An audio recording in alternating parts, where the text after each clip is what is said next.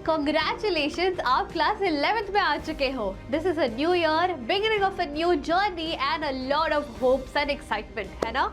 तो इसी hope and excitement के साथ मैं आपको आज वेलकम करती हूँ टू आर इंग्लिश का सबसे पहला लेक्चर, सबसे पहला video. Very warm welcome. Hello my rock stars, कैसे हो आप सब।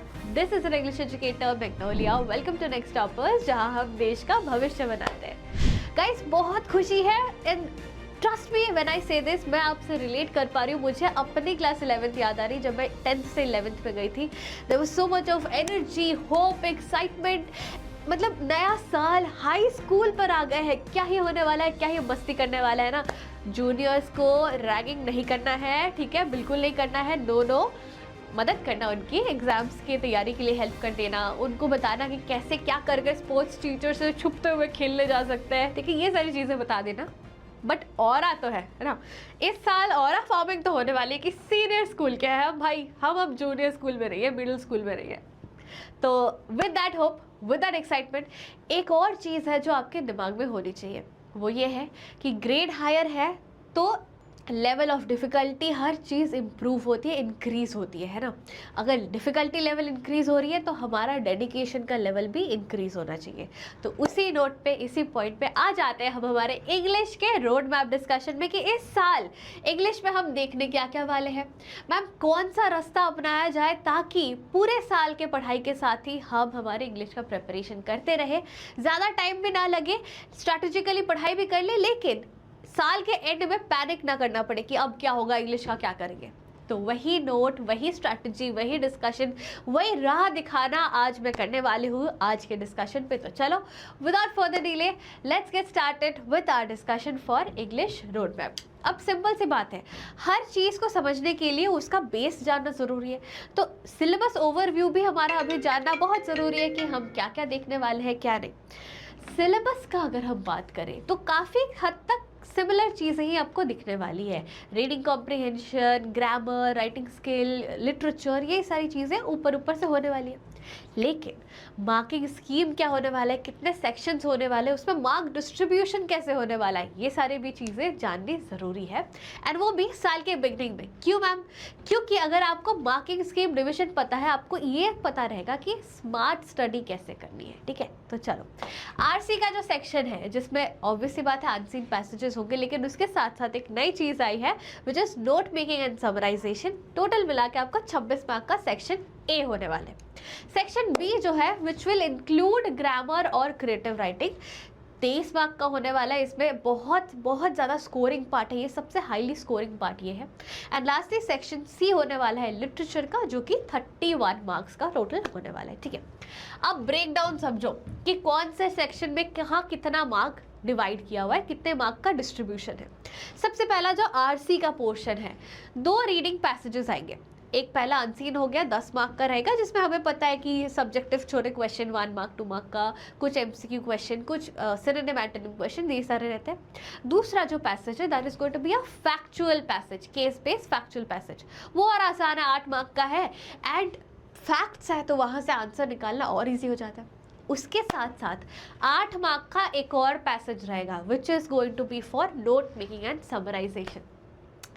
बहुत सिंपल है। जो भी मेरे 10th के रॉक स्टार्स अभी 11th पे आए हो, आपको तो अच्छे से पता होगा कि मैं बोलती थी लिटरेचर के पढ़ाई के टाइम पे चैप्टर के की पॉइंट्स बनाओ, चैप्टर के की पॉइंट्स बनाओ, बोलती थी ना। याद आया। तो वही सेम चीज़ यहाँ नोट मेकिंग में करना होता है। जो पैसेज दिया गया है उसका ही की पॉइंट्स बनाना होता है हमें, एक फॉर्मेट फॉलो करके, और जो की पॉइंट्स हमने बनाया है उनको यूटिलाइज करके एक 50 वर्ड का समरी बनाना है आपको। That is all. बहुत स्कोरिंग है, बहुत आसान है, ट्रस्ट मी ऑन दिस। मतलब इनके ऑलरेडी 1 शॉट्स है। अगर आपको इंक्विजिटिवनेस हो रही है कि कैसे क्या होता है, तो 1 शॉट देख लो जाके भाई, पता चल जाएगा कि नोट मेकिंग समराइजेशन क्या होता है। उसके अलावा भी हमारा प्रारंभ बैच शुरू हो चुका है। अगर एनरोल्ड हो तो हर चीज़ वैसे भी मिलने वाली है, अगर एनरोल्ड नहीं भी हो कोई बात नहीं, वाईटी पे भी मैं आपके लिए हाजिर हूँ एंड इतनी चीज़ें हाजिर कर दूंगी कि वाईटी पे ही आपका पूरा प्रिपरेशन हो जाएगा, ठीक है। आ जाओ, ये हो गया सेक्शन ए। सेक्शन बी का अगर हम कहें तो ग्रामर का टोटल 7 मार्क का होने वाला है। उसमें आपका error correction, rearranging of sentences, gap filling, ये सारे टाइप के क्वेश्चन होंगे। लेकिन इनको करने के लिए जो टॉपिक आपको पता होना चाहिए, क्लैरिटी होनी चाहिए कि टेंसेस हो गए, subject verb, direct indirect, clauses, XYZ जो भी टॉपिक्स ग्रामर की आपको कवर करनी होती है वो ज़रूरी है, उस पर फोकस करना। अगर वो बेस क्लियर हो गया ना तो ये टाइप ऑफ क्वेश्चंस आराम से बन जाएंगे। रीऑर्डरिंग, ट्रांसफॉर्मेशन, गैप फिलिंग, हलवा है। उसके साथ साथ सेक्शन बी में हम राइटिंग स्किल भी देखते हैं जो कि टोटल 16 मार्क का होता है।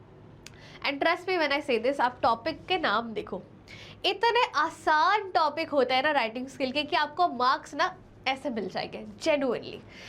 सबसे पहला क्लासिफाइड एडवर्टाइजमेंट, इतने आसान, इतने छोटे और आसान कि भाई आराम से पूरे फुल मार्क्स आ जाए। पोस्टर मेकिंग, क्रिएटिविटी दिखाओ, थोड़ी ड्राइंग करो, मार्क्स मिल जाती है ना। उसके साथ साथ स्पीच एंड डिबेट, इनको मिला के टोटल 16 मार्क का आपका राइटिंग स्किल होने वाला है। And trust me when I से दिस, बहुत इंटरेस्टिंग तरीके से, स्पेशली एडवर्टाइजमेंट को बहुत इंटरेस्टिंग तरीके से वन शॉट्स बने हुए हैं, जाके देखो। I would say time pass के लिए सही जाके देखो, मज़ा आएगा, ठीक है। तो हंसते खेलते मार्क्स जहाँ से मिल जाए वो है ये सेक्शन बी। सेक्शन सी पे अगर हम आए लिटरेचर पे, तो हमारे 2 किताबें हैं, एक हॉर्नबिल हो गया, एक स्नैपशॉट हो गया, ठीक है। दोनों किताबों से मिला जुला के आपके क्वेश्चंस आएंगे। कैसे क्या आते हैं? पहले 3 सवाल आपके एक्सट्रैक्ट बेस आएंगे। पहला हो गया पोएट्री का जो कि हॉर्नबिल से, दूसरा प्रोज का हॉर्नबिल से, तीसरा आ जाएगा आपका स्नैपशॉट से एक प्रोज का एक्स्ट्रैक्ट बेस्ड क्वेश्चन। तो 3 और 4 मार्क डिवाइड हो गए। नेक्स्ट आ जाएगा आपके 2 शॉर्ट आंसर क्वेश्चन, जिसमें से पहला short answer is going to be either prose poetry का मिक्सचर, हॉर्नबिल से आएगा, टोटल 6 मार्क का होगा क्योंकि 2 question of 3 marks each. And उसके बाद एक और आएगा शॉर्ट आंसर टाइप का ऑप्शन जहाँ पे स्नैपशॉट से क्वेश्चन लिया जाएगा 3 मार्क का। अब जो पार्ट होता है ma'am competency based question, inference based question, value based, opinion based, ये कहाँ आते हैं? ये ज़्यादातर यहाँ दिखते हैं लॉन्ग आंसर टाइप में जो कि 6 मार्क का है। अब हॉर्नबिल से एक क्वेश्चन आएगा, या तो प्रोज या पोइट्री, आपके पास ऑप्शन रहता है, आप चूज कर सकते हो। प्रोज या पोइट्री में से हॉर्नबिल का एक 6 मार्क का क्वेश्चन आएगा, एक स्नैपशॉट से 6 मार्क का क्वेश्चन आएगा। This the marks distribution. लेकिन स्नैपशॉट और हॉर्नबिल में चैप्टर कौन से है? ये देखो कितने प्यारे से टेबल को पकड़ा हुआ है ना। तो स्नैपशॉट और हॉर्नबिल में चैप्टर्स कुछ इस तरीके हैं: portrait of a lady, photograph, we are not afraid to die can be together, discovering truth, laburnum top, voice of rain, childhood, adventure, silk road, father to son. Prose and poetry का mixture आपको Hornbill में दिखेगा। It's going to be really interesting, मतलब एक भी chapter boring नहीं है अगर आप अच्छे से इंटरेस्टिंग वे में पढ़ाई समझ लेते हो, ठीक है। और इंटरेस्टिंग कैसे करना है, कौन करता है? टीचर करता है ना। तो प्रारंभ बैच वाले तो मज़े में लो क्योंकि लाइन बाय लाइन समझेंगे, हर चीज़ फुल क्लैरिटी के साथ होगी। जो प्रारंभ में नहीं है बच्चों, उनका क्या हाथ छोड़ दो? नहीं, बिल्कुल नहीं, that's not my policy at all. YT पे वन शॉट्स ऑलरेडी है, पूरे इंग्लिश के सिलेबस का वन शॉट अवेलेबल है। एक सीक्रेट की बात बताऊं तो मेरा मन तो ये है कि मैं एक नया updated version of one shot भी इस साल लेकर आऊँ, है ना, जिसमें डिटेल एनालिसिस भी हो। लेकिन उससे पहले एक वन शॉट की प्लेलिस्ट ऑलरेडी बनी हुई है, फ्री है। क्या है देखने में, हर्ज क्या है भाई, है ना। बैठे बैठे स्क्विड गेम्स के एपिसोड देखने की जगह या रील्स स्क्रॉल करने की जगह इत इंटरेस्टिंग वन शॉट्स को ही देख लो, ठीक है। और स्नैपशॉट के भी बहुत कम चैप्टर्स है, summer of beautiful white horse, address, mother's day, birth, tale of melon city, बहुत आसान है, बहुत इंटरेस्टिंग है। स्पेशली यह मदर्स डे और टेल ऑफ मेलन सिटी, ये दोनों बहुत मतलब मज़ेदार चैप्टर्स है, ठीक है, मज़ा आ जाएगा पढ़ने में। तो ये रहा आपका लिटरेचर का सिलेबस। पूरे सिलेबस का ओवरव्यू, मार्किंग स्कीम, हर चीज़ मैंने बता दिया। लेकिन मैम स्ट्रैटेजी तो बताओ, टाइम मैनेजमेंट तो बताओ, क्या करें, प्रिपरेशन किस तरीके से होनी चाहिए। तो हम इस तरीके का स्ट्रैटेजी अपनाएंगे जिससे हम एग्जाम टाइम में एकदम ऐसे यो चिल ब्रो चिल करके बैठे हुए रह सके। कैसे? चैप्टर्स पढ़ना बहुत ज़रूरी है ना। तो हर एक चैप्टर को लाइन बाय लाइन समझना ज़रूरी है। जो बैच में एनरोल वाले बच्चे तो कर ही रहे मेरे साथ, जो YT वाले बच्चे हैं एक बार ही किताब के साथ बैठना, लाइन बाय लाइन रीड करना, उसके साथ साथ very very important thing is her chapter का की नोट, की पॉइंट बनना बहुत ज़रूरी है, ठीक है। अब चाहे आप प्रारंभ बैच के हो चाहे ना हो, एक समराइजेशन बनना ज़रूरी है ना। तो वो समराइजेशन के लिए और इम्पॉर्टेंट क्वेश्चंस के लिए वन शॉट वीडियो YT पे है। As I have been saying, one shot videos की प्लेलिस्ट बनी हुई है, जाओ जाके देखो। It will help you to cover the entire syllabus. उसके साथ साथ कुछ स्ट्रैटेजिक वीडियोस आएगी, या इवन बेटर मैं आपको एक चीज़ बता देती हूँ। इसी वीडियो के कमेंट सेक्शन में आज मतलब चले जाओ, जो भी आपको लग रहा है कि आपको इंग्लिश के प्रिपरेशन के लिए इस तरह की वीडियो आपको चाहिए रहेगी, इस तरह की सीरीज़ चाहिए रहेगी, वो कमेंट में बता दो मुझे। आई विल इंश्योर कि मैं पर्सनली चेक करूँ कमेंट और मैं लेकर आ जाऊँ वो वीडियो आपके लिए, ठीक है।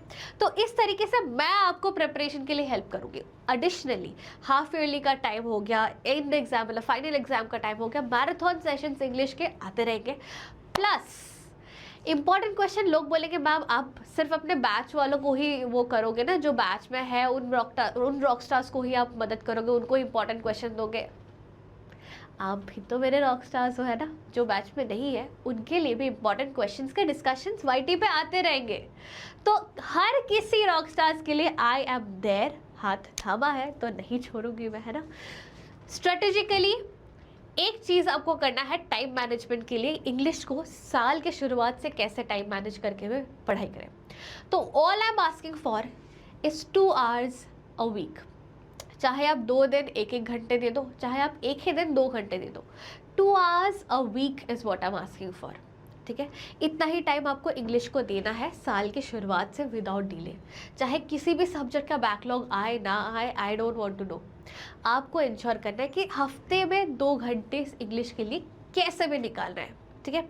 और उसके अलावा जैसा भी डाउट हो रहा है, जिस भी चीज़ के लिए गाइडेंस चाहिए, मैं हूँ, आईजी पे कनेक्टेड हो, यहाँ पे हो, कमेंट सेक्शन में जिस टाइप का वीडियो चाहिए वो बता दो, मैं आते रहूँगी आपके लिए, ठीक है। साथ में साल के शुरुआत से ही प्रिपेयर करते हैं ताकि by the end of exam we are very much chill relax कि इंग्लिश तो कवर करी हुई है हमने, ठीक है। एंड जैसा मैंने कहा 10th में हमने बचाया है, इस साल 11th में भी हम बचाएंगे। We can and we will for sure do this.